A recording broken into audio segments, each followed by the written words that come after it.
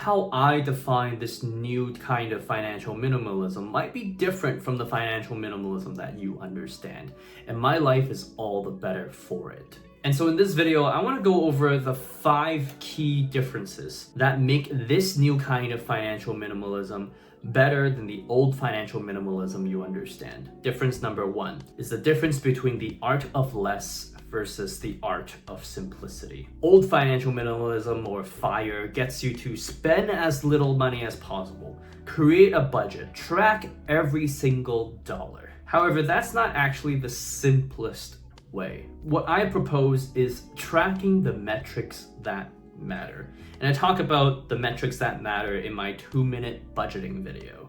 You can probably find it on my channel. But the art of simplicity applies to more than just budgeting.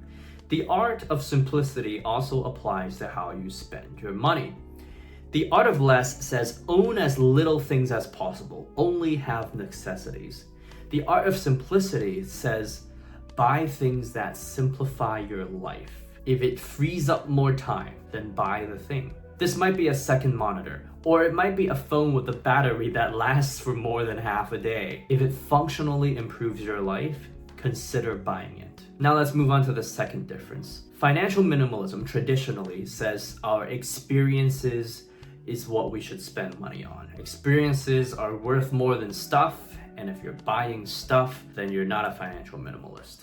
However, I find that argument to be flawed. And so I want you to think about the experiences and stuff that you buy as just goods and services that give you satisfaction. In economics, we call that utility.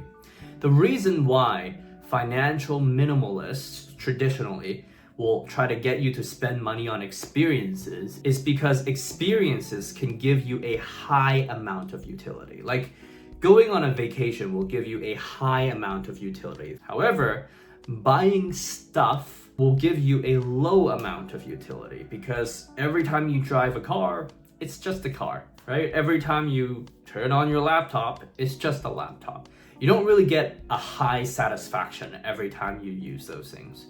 However, I want you to consider the idea of cost per use. If how we get our satisfaction from the use of our stuff is based on the amount of times we use it, then we should divide the cost also by the amount of times we use it. I can buy a cheaper, more bulky vacuum that I have to plug into the wall every time I use it. And as a result, I'm not going to use it that much because I find it inconvenient. Or I can buy a Dyson vacuum, and because it's so convenient to use, I end up using it 2 or 3 times more.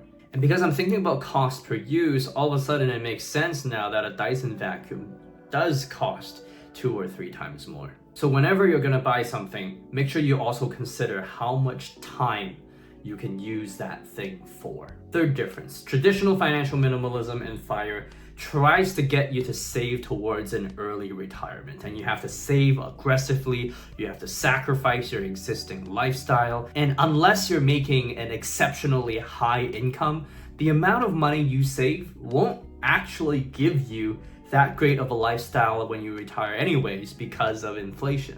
And so here's what you should do instead. What is the minimum amount of money that you need to have in the bank if you wanted some income to sustain your life?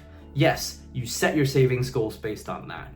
But instead of saving your way to retirement, you want to build your way to retirement. You want to build new income streams. You want to increase the value you can provide to the marketplace, whether it's with advancements in your career, whether it's with starting a business. Because the highest value investment is not in any course, it is in yourself. And I know a lot of gurus use that phrase to get you to buy their course.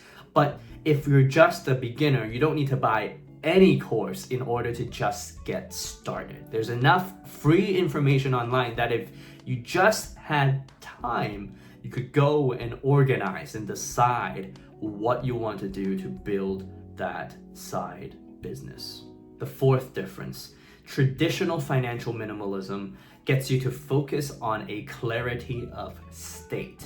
How much money do you need to live? What are the expenses that you are able to afford? How much money do you need to save towards retirement? What is your financial freedom nest egg number. You're always thinking about trying to meet the budget, trying to get to that number based on hypothetical interest rates and discount rates and stock market returns and inflation. The problem is all those numbers will change over time, and there is no way that anyone can reliably predict what will happen to your money in 30 years. And so here's what you should do instead. Instead of having a clarity on the state you want to be in, have clarity on the inputs you want to put in. Because if your goal is now to build towards an early retirement, then you can use what you want to build as a state that defines the inputs that you want to put in. Inputs being where your money should go, how you should change your habits, what you should learn, who you should listen to, what is the stuff that you can do day in and day out that will move you closer to your goal of building towards a retirement. It's no longer about putting your money on an automatic investment plan and then forgetting about it. You do that, yes, but you're also thinking about the work you need to do to become a higher value individual. Which brings me to the fifth difference, and this is what matters the most. Traditional FIRE and financial minimalism will get you to focus on incremental frugality.